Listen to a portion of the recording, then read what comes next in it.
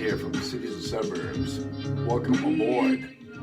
All right, my good friend Torn Sage, John Ertzgard. Check him out on YouTube. Thank you, John. Great music as always. Today is 4/21, 2024. Hope you guys are doing well.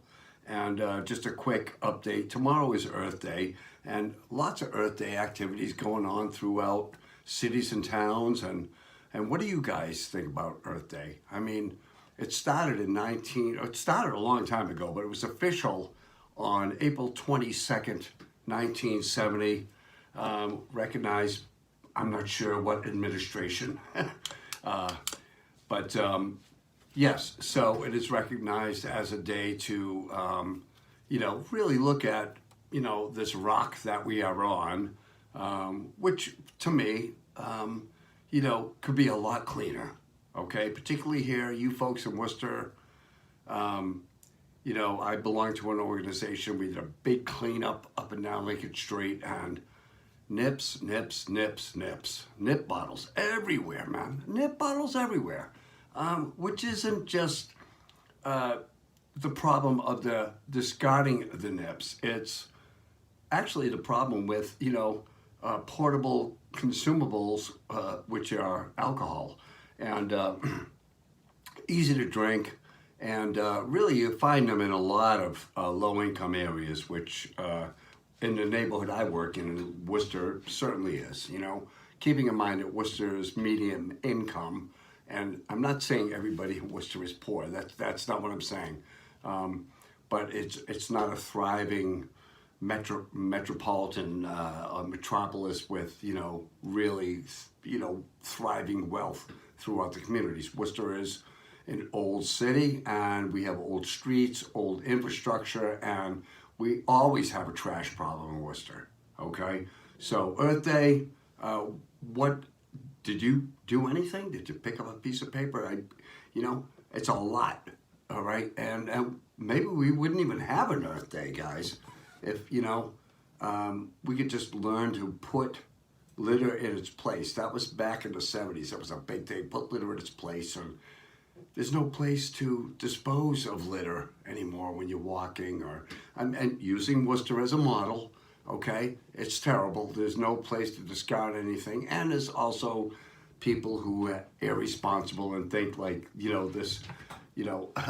this planet we're on is going to last forever. Maybe you're forever, but we have to preserve it for, the real forever. Anyway, so Bruins win 5-1 over the Leafs last night, and number one seed. Celtics win today, 114-94 over the Miami Heat. Miami, moon over Miami.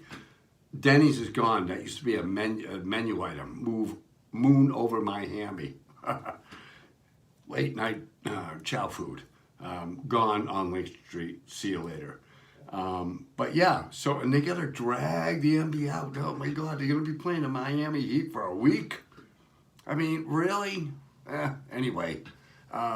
So gas is still like $3.50 a gallon. I was at a pump today over here in Southbridge, and which I usually 2 months ago, 8 weeks ago, maybe even less, I was paying $2.84 non-tanner, so $2.85 a gallon. Today I'm paying $3.30 a gallon. Now that's a 45 cents a gallon hike in the last month and a half. Have you guys noticed that? So and this whole thing with whether it's the president, it's this, and the president really has control over nothing. The federal government has no control over the economy at all. I mean, it can forecast this, it can forecast that, but it's Wall Street, it's the big industry that are controlling, the prices pretty much of everything. So when it comes to commodities such as fuel, up, down, winter blend, summer blend, it doesn't matter though who's in control of it. It's just another boulder, right? It's just another stone on the sack that the American person is gunny sacking, trying to make it to the next paycheck. And we become a paycheck to paycheck country. I'm sorry. We just have. I drive through Worcester. I drive through South. I see every day what the realities are in this country. And, when you go and vote next November, man,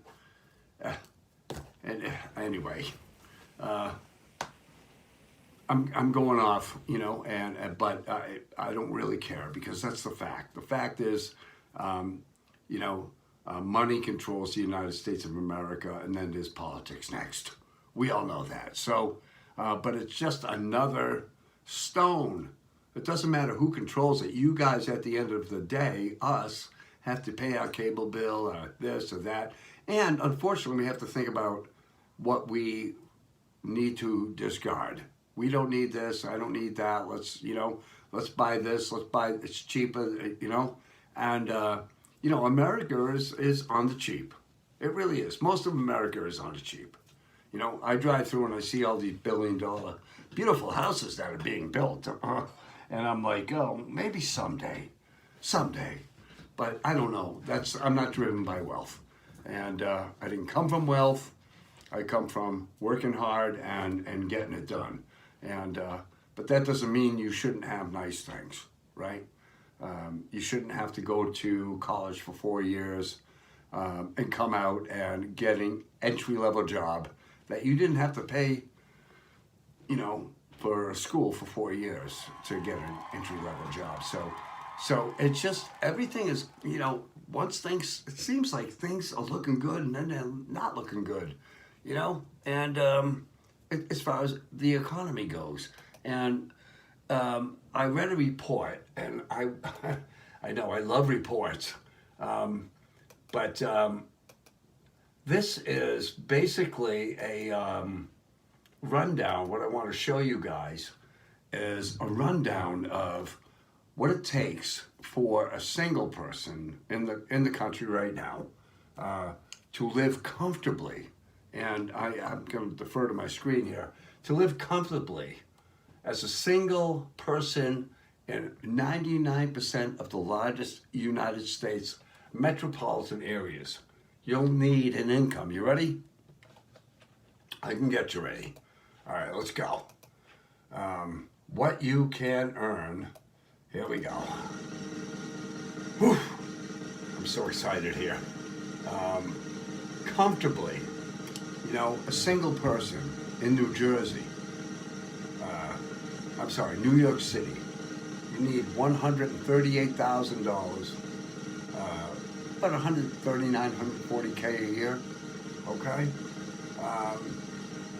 And that's annoying, so I'm gonna chill on the sound effect there, but so New York City, okay, you need a median income of about $140,000 a year. Number 5, Boston, you need to make about $124,000 and $966, so about 125 grand, 126 grand as a single person, all right, to make it in Boston as a single person, right? That's crazy. And this is comfortable is defined as the income needed to cover 50-30-20 budget, which assumes 50% of your monthly income can pay for necessities like housing, utility costs, 30% can cover discretionary spending, and we talked about this before, and 20% can be set aside for savings and investments. Now, I'll stop you right there. How many people right now,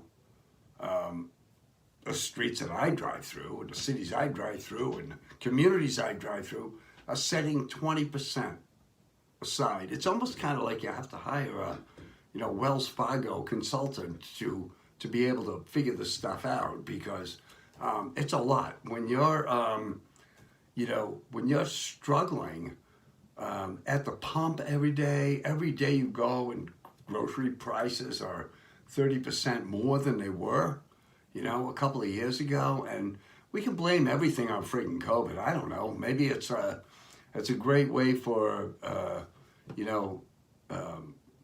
the companies to say, hey, this is a great time to gouge. I don't know what it is, but it's a very unpredictable economy right now. So as a single person, you need almost $100,000 in this country, $100,000 a year, pretty much to live anywhere. Arlington, Virginia, Oakland, California, you need $118,000 a year, right?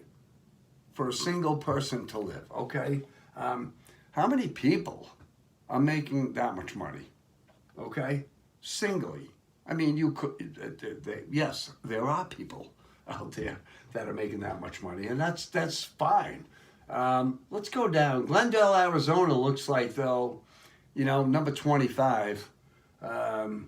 And this comes from using data from the MIT Living Wage Calculator.